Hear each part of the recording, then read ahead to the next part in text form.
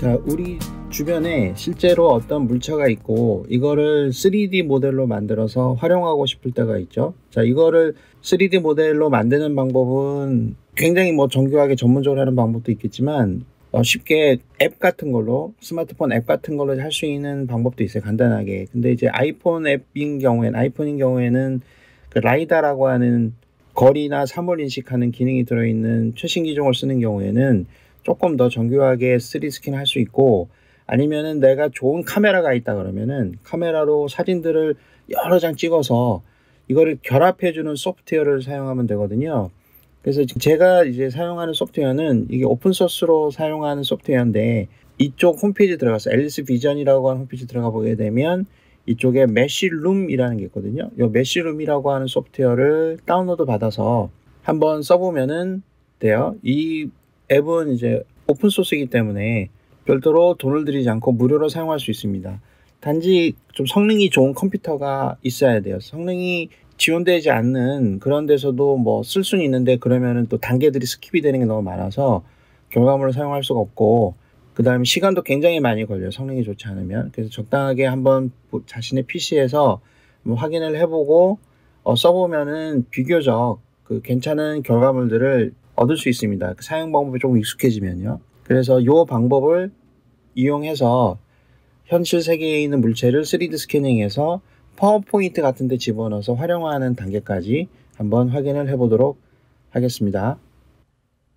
자, 우선 어떤 물체를 3D 모델로 만들기 위해서는 그 해당된 그 물체가 있는 곳에 가서 사진을 부지런히 찍어야 되겠죠. 사진을 찍을 때에는 골고루 여러 가지 각도에서, 다양한 각도에서 이렇게 일관되게 찍을 수 있도록 하고요. 기본적으로는 사진이 많으면 많을수록 좋은 결과물을 가져옵니다. 물론 시간도 굉장히 많이 걸리지만 좋은 결과물을 얻기 위해서는 사진을 많이 찍을 필요가 있고, 그 다음에 기본적으로는 20장 이상이 돼야 돼요. 기본적으로 이제 3D 스캐닝하는 프로그램들은 그 정도의 사진이 없으면 아예 작동을 안 하는 경우가 많습니다. 근데 메쉬룸 같은 경우에는 사진 수가 좀 적어도 작동을 하긴 하지만 오류가 나타날 확률이 굉장히 크고요. 그렇기 때문에 기본적으로 20장 이상, 그러니까 아무리 적어도 15장 정도까지는 할 수 있긴 있는데, 20장 이상 찍고 100장, 200장 이렇게 굉장히 많은 사진을 찍는 게 좋습니다. 그리고 약간 이제 중복되는 부분이 있도록, 겹칠 수 있는 부분이 있도록 다양한 각도에서 찍어주는 게 좋죠. 아무튼 이 사진의 퀄리티나 장수가 모자라면 좋은 결과물을 얻을 수 없습니다. 그래서 일단 사진을 다양하게 찍어서, 특히 반사가 되는 물체라든가 그림자가 진한 거는 나중에 작업을 하면 결과가 또 이상하게 나올 수 있거든요. 아무튼 적당하게 좋은 화질로 찍을 수 있다는 걸 전제로 해서 사진을 여러 장 확보를 합니다. 그 다음에 이제 프로그램을 실행을 해보면 되죠. 이 프로그램은 설치를 해서 쓰는 게 아니라 내려받은 다음에 그냥 실행해서 쓰면 됩니다. 메쉬룸이라고 하는 파일을 실행만 하면 바로 열리게 되고요. 이런 프로그램만 바로 뜨는 게 아니라 이렇게 옆에 이 명령 모드 창이 뜨거든요. 명령 창이 같이 뜹니다. 그래서 여기 작업하는 내용이 이쪽에 쭉 로그 파일로 기록이 됩니다. 이게 뒤쪽에 하나 떠 있게 되고요. 프로그램이 실행이 됩니다. 그리고 이 프로그램을 보면은 조금 어렵게 생겼죠. 그 아래쪽에 보게 되면 11단계의 스텝이 있어요. 단계들이 존재하고 이 한 단계 한 단계가 쭉 진행이 되면서 3D 모델을 만들게 됩니다. 근데 이제 한 단계 한 단계 나갈 때에는 그 단계별로도 또 세부 단계가 있어요. 그러니까 하나가 한 개의 단계로만 이루어진 게 아니라 하나의 단계 밑에 또 여러 개의 단계를 포함하고 있는 그런 경우도 있습니다. 그래서 좀 차분하게 기다릴 필요가 있고 시간이 굉장히 많이 걸립니다. 그리고 요 한 단계 한 단계는 전부 다 작업을 할 때마다 기록이 되는데요. 어떤 작업들을 했는지. 그러니까 결과물이 파일 하나로 딱 나타나는 게 아니라 그 단계별로 작업이 이루어진 내용들을 저장을 해서 그 저장된 내용들을 내가 살펴보는 형태로 쓰게 되어 있습니다. 그리고 이 파일을 확인해 보면 이 작업을 시작하면요, 바탕화면 폴더에, 이거는 기본적으로 바탕화면 폴더를 자기가 무조건 써요.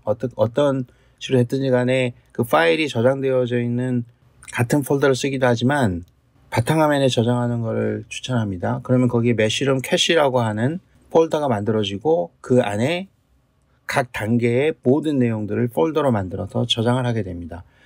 이 단계가 11단계가 있었죠. 그럼 폴더가 11개 만들어져요. 이거는 요 순서대로가 아니고요. 010이 이렇게 번호가 적혀 있으면 좋은데 순서가 아니고, 왜냐하면 중간에 이제 순서는 없앨 수도 있기 때문에, 단계는 스킵할 수도 있기 때문에 010이 이런 식으로 네이밍은 하지 않았고 가나다 순으로 ABC 순으로 쭉 정리가 되어 있는 거고요. 그리고 다행히 이제 제일 마지막에 있는 게 우리가 원하는 거거든요. 그래서 요거는 제일 끝에 있으니까 나중에 이 폴더를 활용하면 됩니다. 사진을 찍어 놓고 프로그램을 열었다 하면은 요 왼쪽 부분에 찍어 놓은 사진들을 다 갖다 놔야 됩니다. 그래서 마우스로 끌어서 이쪽에다가 모든 사진을 다 집어 넣습니다. 그러면은 이제 사진을 불러오는 그런 단계가 있을 거고, 이걸 정리를 해서 쭉 보여줍니다. 사진이 많으면 많을수록 이 시간이 오래 걸리고, 여기서는 이 프로그램이 자기가 인식하는 카메라가 있으면 그 카메라 종류에 맞게 또 사진들을 또 인식을 해요. 그래서 이 카메라의 뭐 초점거리라든가 카메라가 가지고 있는 특성들을 잘 분석을 해서 요 사진이 그런 의미가 있구나라는 거를 또 파악하기도 합니다.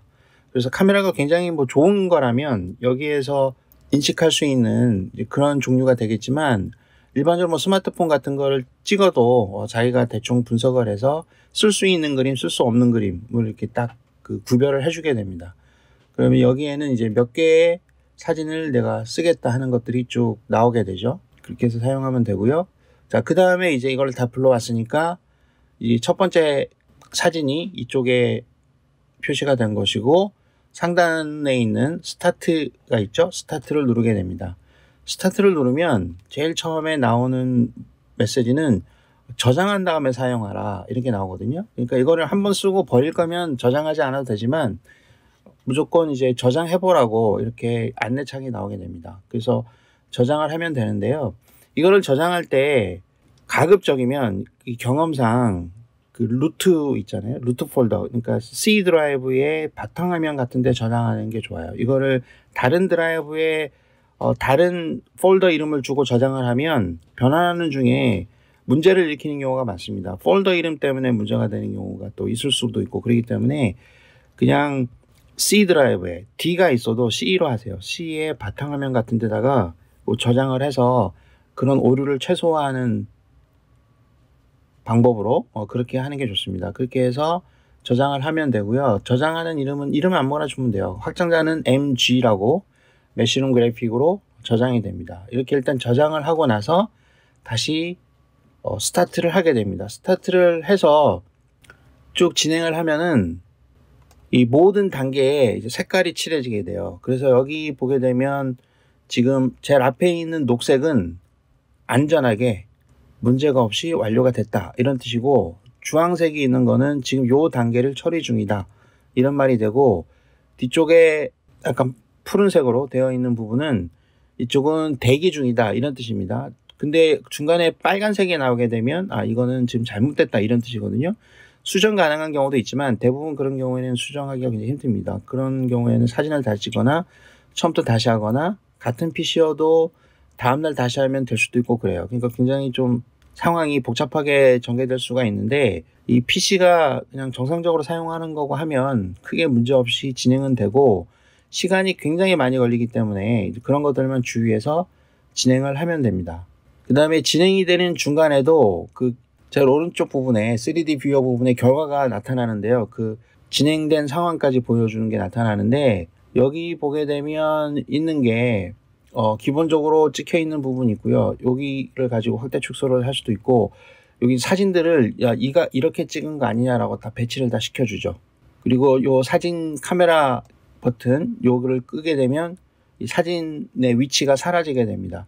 보통은 저 같은 경우에는 요 카메라 위치가 그렇게 중요한 게 아니기 때문에 끄죠. 너무 복잡하잖아요.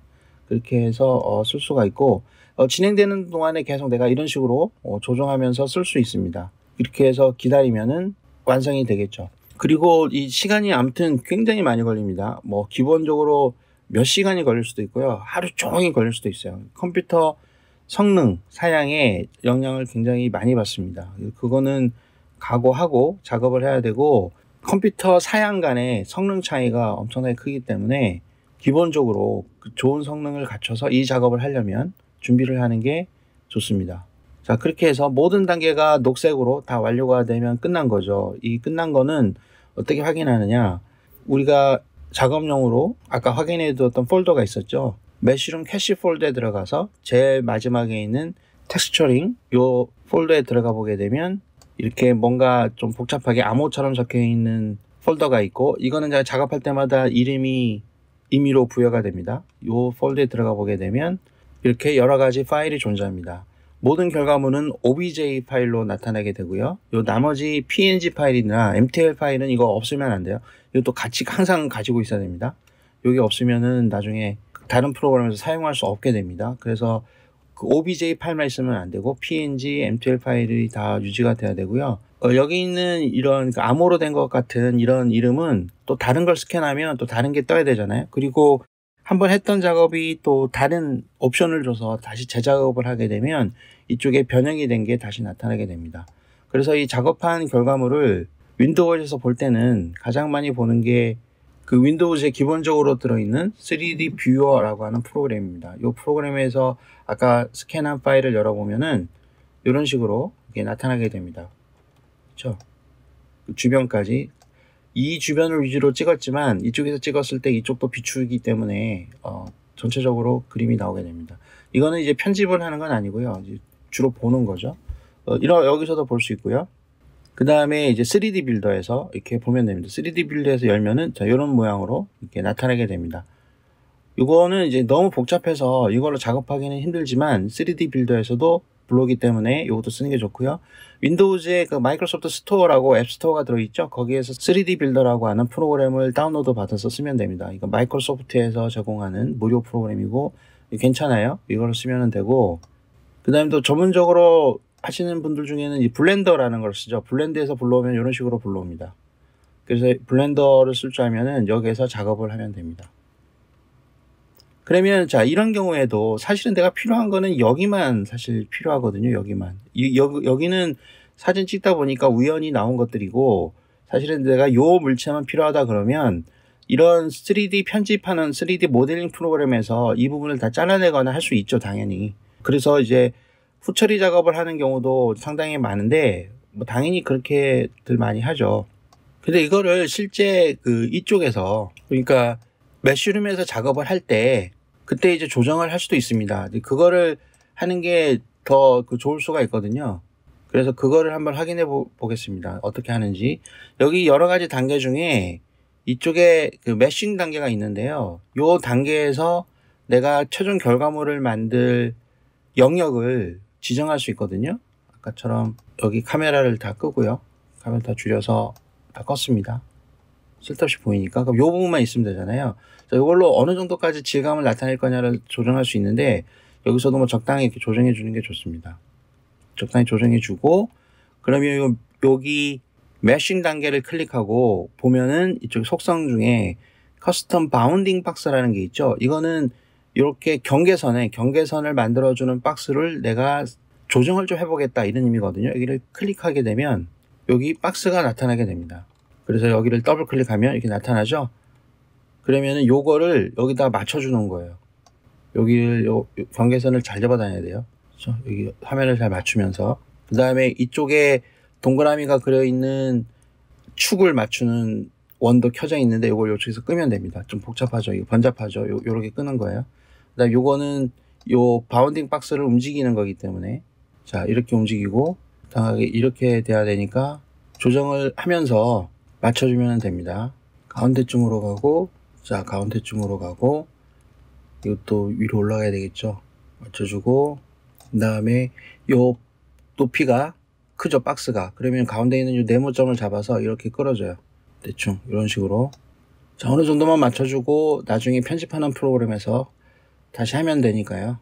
자, 그러면은 아까는 이까지 다 끝났었는데 여기서부터 뭔가 조정 작업이 들어갔죠. 그러면은 요쪽에 이 색깔이 없어지죠. 그러니까 이쪽에 파란색이 없어졌죠. 여기는 지금 완료된 상태가 아니라는 것이죠. 그렇게 해서 다시 시작을 눌러줍니다. 그러면은 이쪽에 지금 진행 중이고 앞으로 진행할 것이고 라고 하는 표시가 나타나면서 작업을 진행하게 됩니다. 또 진행하는 사이에 여기 파워포인트를 열고 아까 처음에 만들었던 거를 일단 불러와 보죠. 이쪽에다가 빈 슬라이드 하나 만들고요. 처음에 만들었던 전체를 다 결합한 3D 모델을 한번 불러보겠습니다. 자, 이렇게 표시가 된 거죠.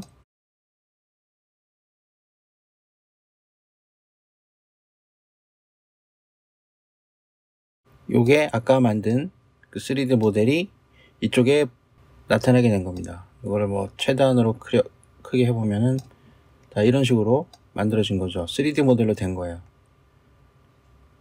그쵸? 이런 식으로 우리가 사용할 수 있게 됩니다. 파워포인트에서. 그러니까 별도의 3D 모델 프로그램을 거치지 않고 OBJ 파일 같은 거는 바로 이렇게 파워포인트에서 불러와서 3차원으로 보여주면서 프레젠테이션 파일을 만들 수 있습니다. 이런 식으로. 근데 편집은 불가능하죠. 지금 이 마지막 단계만 진행이 되면 될 것 같습니다. 자, 완료가 됐습니다. 지금 뭔가 좀 달라진 걸 볼 수 있죠. 지금 마지막 부분을 들어가 보게 되면 이쪽에 파란색으로 녹색으로 완료가 됐습니다. 카메라 버튼 같은 거 눌러서 보면은 요 카메라 버튼을 누르게 되면요, 현재 지금 요 사진하고 같은 각도에서 이제 보여주게 되거든요. 요 사진하고 같은 각도, 요 사진하고, 그쵸? 그다음에 요 사진하고 이런 식으로 보여주게 됩니다. 이렇게.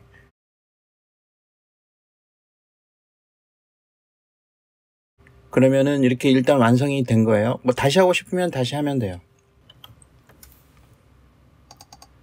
그래서 아까 텍스처링 폴더에 가보게 되면 처음에 여기 FA로 시작되는 게 하나 있었죠. 여기 하나가 더 만들어진 거죠. 여기 들어가 보면은 이쪽에 수정된 게 다시 완성이 된 겁니다.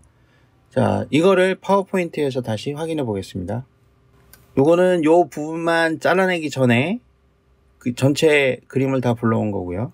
여기다가 새 폴더를 하나 열어서 새 슬라이드를 하나 집어넣어서 여기다가 한번 불러보겠습니다.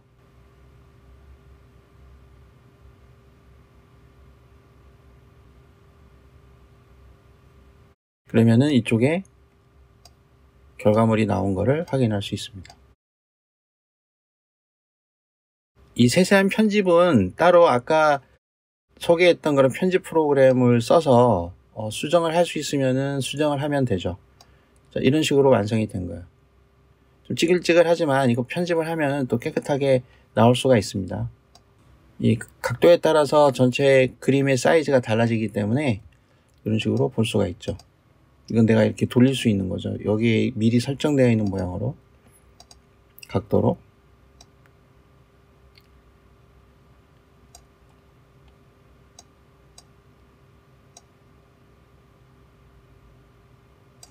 그 다음에 이거를 참고로